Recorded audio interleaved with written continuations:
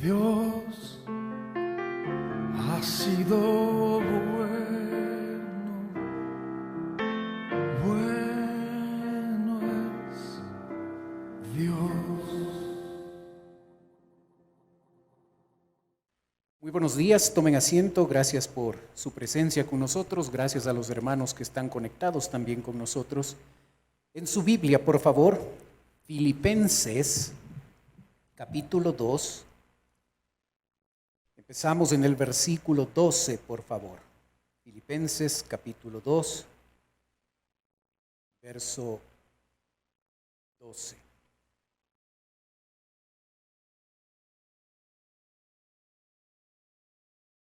La Biblia dice: por tanto, amados míos, como siempre habéis obedecido, no como en mi presencia solamente, sino mucho más ahora en mi ausencia, ocupaos en vuestra salvación con temor y temblor. Porque Dios es el que en vosotros produce así el querer como el hacer por su buena voluntad. Haced todo sin murmuraciones y contiendas, para que seáis irreprensibles y sencillos, hijos de Dios sin mancha, en medio de una generación maligna y perversa, en medio de la cual resplandecéis como luminares en el mundo, asidos de la palabra de vida, para que en el día de Cristo yo pueda gloriarme de que no he corrido en vano, ni en vano he trabajado. Y aunque sea derramado en libación sobre el sacrificio y servicio de vuestra fe, me gozo y regocijo con todos vosotros. Y asimismo gozaos y regocijaos también vosotros conmigo. La vida cristiana es una vida de santidad. Recuerde que el versículo 12 empieza con la frase por tanto. Es una conclusión de lo que se ha dicho antes. En los versículos anteriores, nosotros observamos el ejemplo de humildad y abnegación de Cristo. Esto debería llevarnos a vivir una vida de santidad, sabiendo que es posible esta vida de santidad por la obra de Dios en nosotros. La forma práctica de vivir en santidad es dejar el pecado, vivir de manera ejemplar, hablar de Cristo, mantenerme firme en la palabra y gozarme en las situaciones difíciles. De todo esto nos habla este texto que acabamos de leer.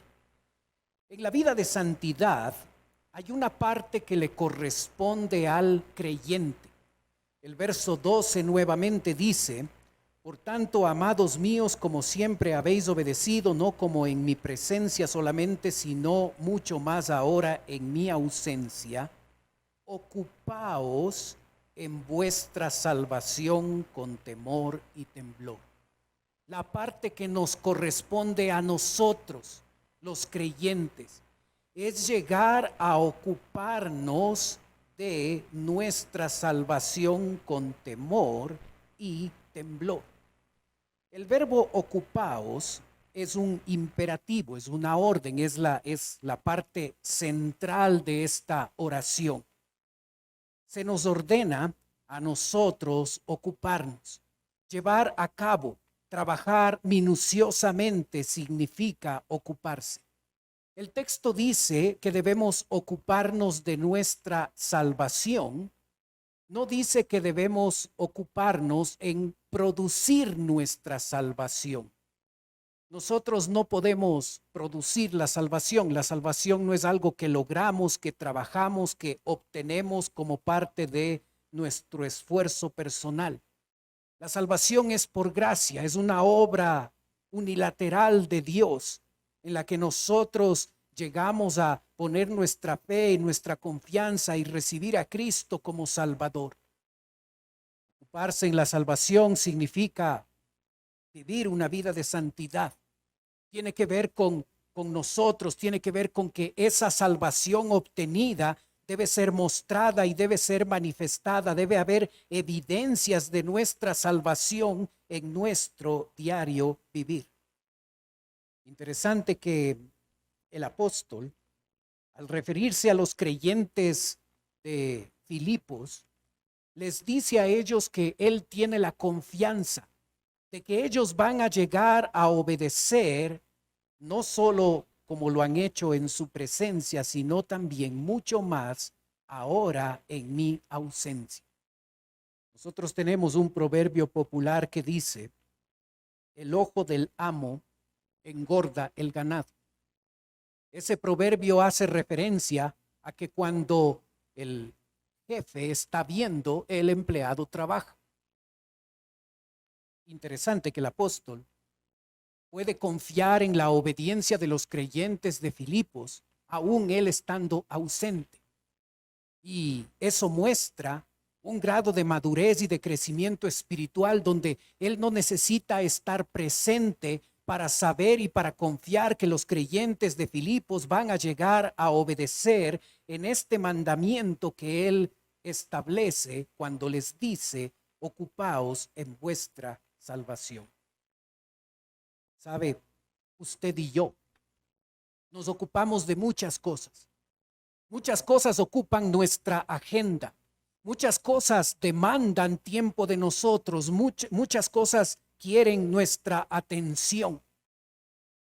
Y dentro de las múltiples cosas, nosotros debemos tener prioridades, y la prioridad principal en nuestra vida debería ser ocuparnos en nuestra salvación. Tengamos cuidado de priorizar otras cosas importantes en nuestra vida y llegar a dejar a un lado o darle un nivel de prioridad bajo a la santidad en nuestra vida. Debe ser nuestro enfoque, debe ser nuestra meta, debe ser el objetivo con el que nos levantamos en la mañana diciendo: hoy voy a vivir de manera mucho más santa de lo que ayer lo hice. El texto dice: ocupaos en vuestra salvación, y nos dice cómo: con temor y temblor. Es interesante el uso de estas palabras, temor y temblor. En la pantalla usted puede observar los significados. Temor viene de la palabra fobia. Así es que es más que un respeto profundo. Temblor hace referencia a vibrar rápidamente y en pequeños movimientos. Nosotros hemos experimentado temblores en nuestra ciudad y sabemos de lo que se trata. Así es que cuando el texto manda que debemos ocuparnos en nuestra salvación con temor y temblor, debemos darnos cuenta que nosotros tenemos la responsabilidad delante de Dios de priorizar el hecho de ocuparnos en nuestra salvación. No es algo más que debemos hacer en nuestra vida, debe ser la prioridad vivir en santidad. Debemos tener un respeto profundo, debemos tener un grado de responsabilidad, debemos darnos cuenta que aun cuando somos salvos con Dios no se juega y Dios espera que nosotros seamos responsables por ocuparnos de nuestra santificación diaria y constante. El apóstol Pablo no solo quiere mostrar que la santidad es un asunto de nosotros los creyentes. Y por eso el versículo 13 nos muestra la parte que Dios hace en este proceso de santificación. El texto dice: porque Dios es el que en vosotros produce así el querer como el hacer por su buena voluntad. ¿Sabe? Usted y yo no podemos ser santos si primero Dios no nos ha llegado a salvar y no ha llegado a obrar en nuestra vida de tal forma que eso nos capacite, nos posibilite para que nosotros podamos vivir en santidad. Esto es un asunto de creyentes. El incrédulo no puede ser santo, no tiene la capacidad, el ser humano no tiene esa capacidad. Es cuando Dios llega a la vida de una persona, le salva y como parte de esa salvación, la obra del Espíritu Santo en ese creyente le capacita, le permite llegar a que la santidad sea posible en la vida de esa persona. Hermano, para usted y para mí, es posible vivir en santidad. Dios hizo posible esa característica en nosotros. Es obra de Él. Él produce el querer y el hacer en nosotros, en nuestro interior. Él llega, el Espíritu Santo llega a despertar el querer y el hacer en nosotros. Es algo que Dios hace. No es algo que nosotros hacemos. Es Dios el que produce eso en nuestra vida. Y mientras más aprendemos a caminar en santidad de manera constante, de manera permanente, nosotros vamos a sentir en nuestro interior el deseo genuino de llegar a vivir como a Dios le agrada.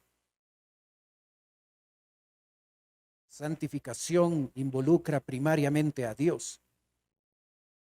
Sin la obra de Él, santificación no es posible. Pero ya que Él nos ha salvado y que Él produce en nosotros ese querer y ese hacer, somos nosotros ahora responsables de ocuparnos en nuestra salvación, ocuparnos en nuestra santificación. Es interesante que esos verbos querer y hacer enfatizan el concepto de algo que ocurre de manera constante, de manera habitual. Así es que Dios produce ese deseo, ese querer y ese hacer en nosotros de manera permanente, de manera constante, de manera habitual en nuestra vida. Cuando nosotros estamos realmente ocupados de nuestra salvación, cuando nosotros estamos priorizando la santificación en nuestra vida, nosotros vamos a sentir con más frecuencia, con más constancia, esa producción que Dios hace de ese querer y hacer su voluntad. El apóstol quiere mostrarnos la práctica de esta santidad. Quiere no solo mostrar que la santificación es un concepto teológico, sino que debe llevarnos a dar pasos específicos y concretos en nuestra vida para que nosotros podamos así vivir una vida de santidad. Empieza en el versículo 14 mostrándonos lo importante de llegar a abandonar el pecado. El texto dice: haced todo sin murmuraciones y contiendas. El apóstol menciona dos pecados. No está una lista completa acá.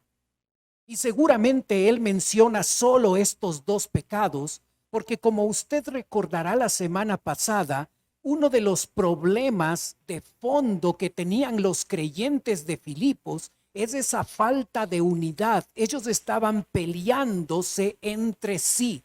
Faltaba tranquilidad, paz, unidad entre ellos, y por ese motivo el apóstol menciona el pecado de la murmuración y la contienda. Haced es un imperativo. Es la segunda orden aquí en este pasaje. No es una alternativa, no es una opción. Dios espera que nosotros hagamos todo sin murmuración y contienda. Es tan importante que la murmuración y la contienda se excluyan de nuestra vida, que el autor pone esa palabra todo al principio de la oración. Así es que el texto en verdad dice, todo haced sin murmuraciones y contiendas. No algunas cosas, no la mayoría de cosas que hacemos, todo debe ser hecho sin murmuración y contienda. Usted en la pantalla puede observar esas dos palabras, murmuración y contienda. Murmuración significa gruñir, quejarse en voz baja. Contienda significa ese proceso tedioso de argumentación. ¿Le ha pasado esto? Cuando, por ejemplo, su jefe le da una orden y usted no está de acuerdo con lo que él dice. Y usted se va a su oficina y gruñendo en voz baja, va quejándose, pero ¿cómo es posible esto? Pero es injusto, pero no estoy de acuerdo, pero va murmurando. O si no, presentamos todo tipo de argumentos para cuestionar lo que se nos ha dicho, lo que se nos ha ordenado. Y no, es que esto es mala idea, es que esto es injusto, es que esto no me parece, es que esto no es posible, es que esto no debería pasar. Y empezamos nosotros con ese proceso tedioso de argumentación donde en vez de hacer lo que debemos hacer, en vez de obedecer, nosotros tomamos una posición conflictiva donde murmuramos entre dientes, donde murmuramos mentalmente, donde llegamos a tener ese proceso tedioso de argumentación donde queremos convencerle al otro, al jefe, que no es correcto lo que nos pide. Esto lo podemos aplicar a cualquier escenario, a cualquier relación interpersonal. El apóstol Pablo está aplicándolo a la vida de iglesia. Dentro de la iglesia de Filipos estaba pasando esto. Y él les dice, ustedes deben hacer las cosas sin murmuraciones y contiendas. Y nosotros podemos pensar que esto nos pasa a nosotros también en la vida familiar, en la vida laboral, en la vida estudiantil, donde tenemos la tendencia de, en vez de hacer lo que se nos pide hacer, estamos murmurando, quejándonos, gruñendo en voz baja y protestamos y argumentamos y esto no está bien y esto es injusto y pasamos por ese proceso tedioso de argumentación. ¿Le ha pasado? La vida de santidad, número 1, se caracteriza porque la persona hace todo sin murmuración y contienda. Número 2, verso 15. Para que seáis irreprensibles y sencillos, hijos de Dios sin mancha en medio de una generación maligna y perversa, en medio de la cual resplandecéis como luminares en el mundo. Observe la conexión entre el versículo 14 y el versículo 15. El versículo 14 dice, haced todo sin murmuración y contienda. ¿Por qué es tan importante hacer todo sin murmuración y contienda? Porque si lo hago, el verso 15 dice, para que seáis irreprensibles y sencillos, hijos de Dios sin mancha. Cuando yo aprendo a hacer las cosas sin murmurar y sin contender, eso forma mi carácter, eso forma lo que yo soy. Me va a convertir en una persona irreprensible, sencilla y sin mancha. Esas 3 palabras, irreprensible, sencillo y sin mancha, son significativas porque cuando usted observa el Antiguo Testamento y observa el requerimiento que se hacía al escoger un animal para el sacrificio que se le otorgaba a Dios, ese animal debía ser irreprensible, sencillo y sin mancha.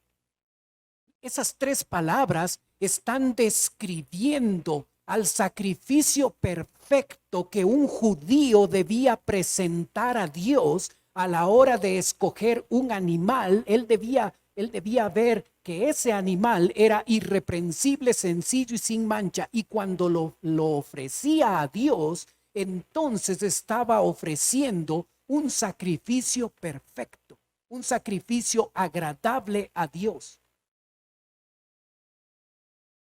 ¿Sabe? Nosotros somos llamados ahora no a ofrecer un sacrificio perfecto de un animal, de una oveja.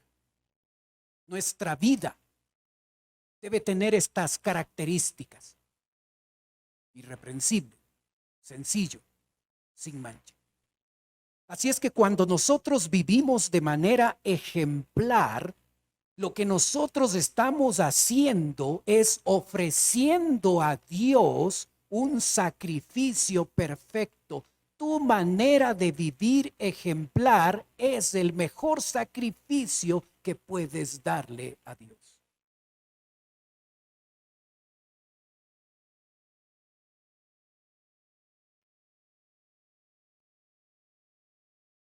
¿Dónde debe verse esa vida ejemplar? ¿Observaste el verso 15? En medio de una generación maligna y perversa.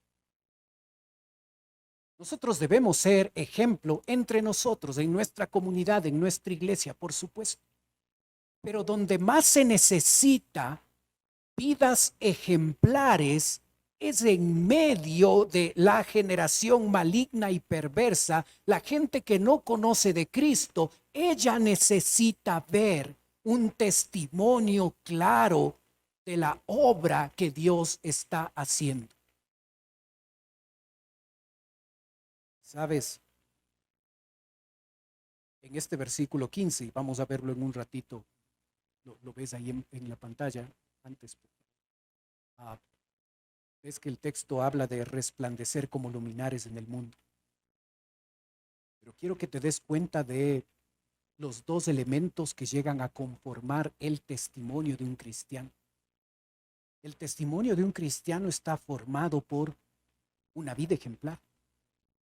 Y luego, al final del versículo 15 dice, en medio de la cual resplandecéis como luminares en el mundo. Hablar de Cristo. Para yo dar un buen testimonio de quién soy, de mi fe en el Señor Jesucristo, debo hablar de Cristo, pero al hablar de Cristo, antes debo haber presentado una vida ejemplar, porque lo que soy y lo que digo va a ser el mejor testimonio, el testimonio que va a impactar de mejor manera la vida del incrédulo. Es importante hablar de Cristo, decirle al mundo de Jesús. Pero cuando nuestras palabras no son congruentes con nuestra manera de vivir, el mundo no cree. Así es que por eso el autor está enfatizando primero esa vida ejemplar, esa forma de vivir de manera irreprensible, sencilla, sin mancha. Y cuando eso está bien, cuando estoy dando testimonio, cuando he abandonado el pecado, cuando estoy mostrando una vida ejemplar, entonces debo resplandecer como luminares en el mundo. El verbo resplandecéis comunica una realidad. Así es que el creyente de Filipos ya estaba resplandeciendo en medio de la comunidad, en medio de la generación maligna y perversa. En esta área espiritual ellos estaban bien. El apóstol les anima a continuar resplandeciendo en medio de esa generación maligna y perversa. Y les dice cómo. Les dice como luminares y les dice dónde en el mundo. Esta descripción de cómo ellos debían resplandecer nos lleva a acordarnos de las palabras de Jesucristo ahí en Mateo 5 cuando dice: vosotros sois la luz del mundo. Una ciudad asentada sobre un monte no se puede esconder. Ni se enciende una luz y se pone debajo del almud, sino sobre el candelero y alumbra a todos los que están en casa. Así alumbre vuestra luz delante de los hombres para que vean vuestras buenas obras y glorifiquen a vuestro Padre que está en los cielos. Observas, la ciudad está sentada en lo alto. El candelero se pone en lo alto. Debemos alumbrar como luminares. Las luminares están arriba, no escondidas, no secretas. Nuestro testimonio debe ser público. La gente que está a nuestro alrededor debe saber que somos creyentes. Se espera de nosotros que nuestro testimonio sea dado a través de un estilo de vida ejemplar y a través de nuestros labios, donde nosotros llegamos a comunicarles a ellos que solo en Cristo hay salvación. En el mundo, en esa generación maligna y perversa, en medio de gente que no conoce del Señor, ahí es donde nuestro ejemplo y el testimonio, las palabras de que en Cristo hay salvación, se deben llegar a comunicar.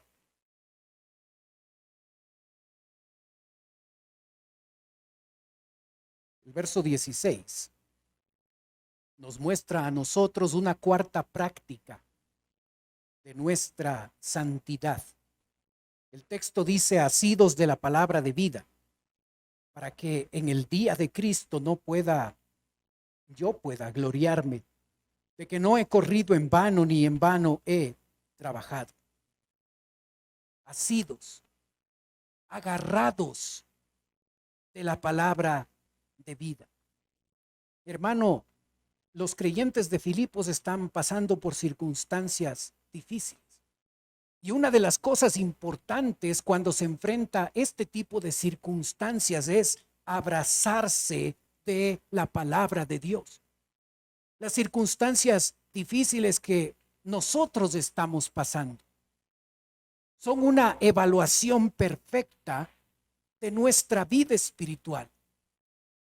Hoy podemos decir que estamos mejor espiritualmente que antes, que hace 9 meses,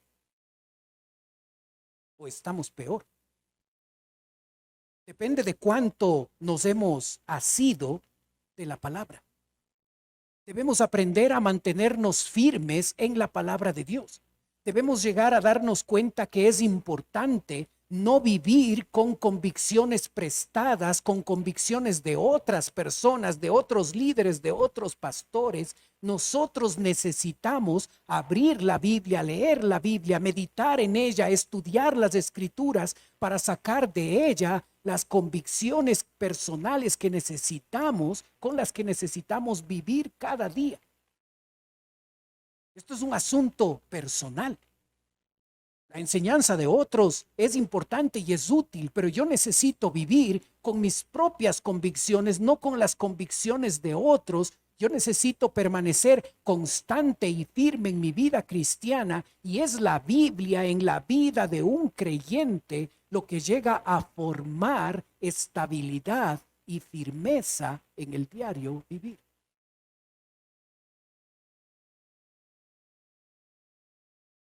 Las circunstancias en las que nos encontramos nos ha llevado a tambalear de nuestra fe. ¿O en verdad estamos más firmes que antes? El apóstol está interesado en que ellos estén asidos de la palabra. El texto lo dice: para que en el día de Cristo, en el tribunal de Cristo, yo pueda gloriarme, yo pueda sentirme orgulloso de ustedes, filipenses, y de que no he corrido en vano, una metáfora del atletismo, ni en vano he trabajado, una metáfora del trabajo manual que se hacía para ganarse la vida.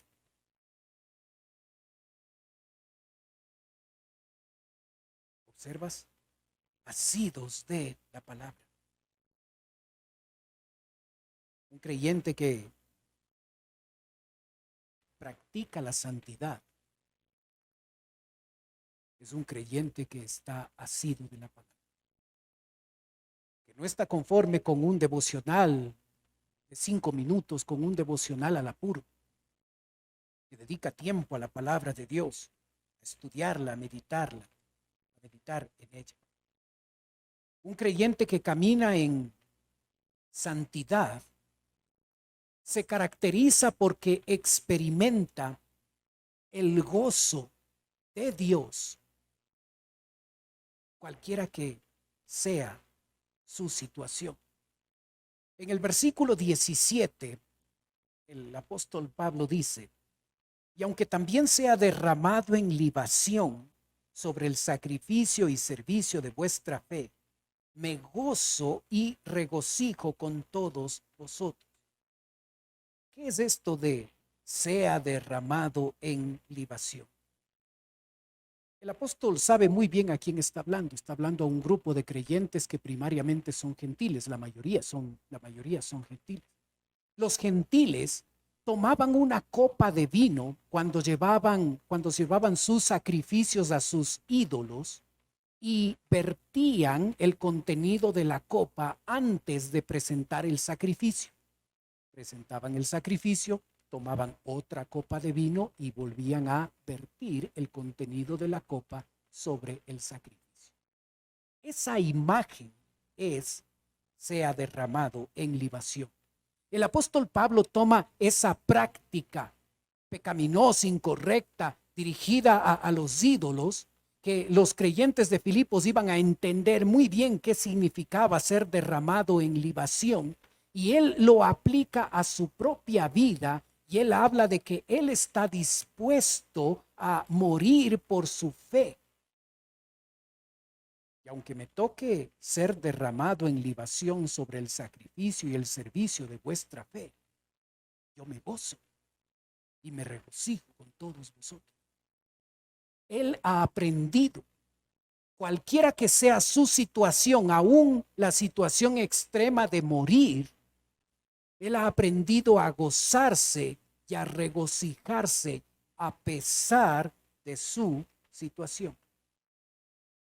Luego les dice en el verso 18: y asimismo gozaos y regocijaos también vosotros. Él quiere que el gozo no solo sea una realidad en la vida de él, sino quiere que sea una realidad en la vida de estos creyentes a los que está hablando. En 2 versículos, 4 veces aparece la palabra gozo. Y todas esas veces que aparece es la traducción de la palabra gracia. El gozo no es algo que el creyente produce. No es algo que tiene que ver con lo mental. Yo me mentalizo a que la próxima vez que venga una circunstancia difícil, mi reacción va a ser distinta, va a ser diferente. Yo voy a reaccionar con gozo cuando venga esta situación complicada. No tiene que ver con nosotros. No tiene que ver con nuestra actitud, no tiene que ver con nuestra disposición mental, no tiene que ver con nuestra decisión, tiene que ver con el hecho de que es una obra de Dios en mi vida. Cuando yo camino en santidad, uno de los beneficios, una de las cosas que va a suceder en medio de mis grandes problemas es que Dios va a producir gozo.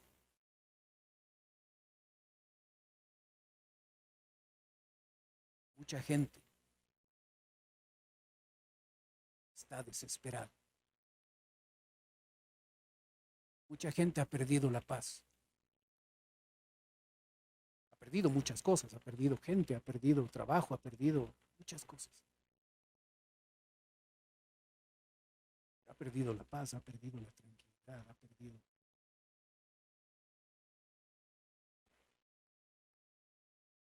Tú y yo no, tú y yo no debemos vivir así. Gozo en medio de los problemas. Y aun cuando mis circunstancias puedan ser sumamente complicadas, Si yo camino en santidad, yo voy a sentir la paz de Dios. Voy a sentir el gozo de Dios. Voy a sentir que Él está en control, que Él está a cargo, que Él está cuidándome, que Él está ayudándome aún en medio de esas circunstancias. Así es que no debo vivir con falta de paz y con intranquilidad. Más bien, esa forma de vivir gozosa y con paz y con tranquilidad y sabiendo que Dios está cubriéndonos y ayudándonos, se puede convertir y se debe convertir en un testimonio. Porque la mayoría de gente está intranquila, está sin paz. Y cuando ven a un creyente que genuinamente, a pesar de sus circunstancias, muestra otra perspectiva de vida, muestra paz, muestra gozo, ellos van a sentirse atraídos por el cristianismo del que tanto hablamos. Ocupaos de vuestra salvación. Es ese llamado a la santidad que el apóstol Pablo hace. Y como dije, la santidad no es un asunto, es un término teológico nada más. Debe afectar nuestra manera de vivir. Debo llegar a decidir abandonar el pecado. Debo empezar a vivir una vida ejemplar. Debo empezar a hablar de Cristo a otros. Debo llegar a asirme de la palabra de Dios como nunca lo he hecho. Debo llegar a experimentar el gozo en medio de mis circunstancias complicadas. Pablo nos llama, nos ordena de hecho, a ocuparnos de nuestra salvación contemplativa. Él hace un llamado a una vida santa.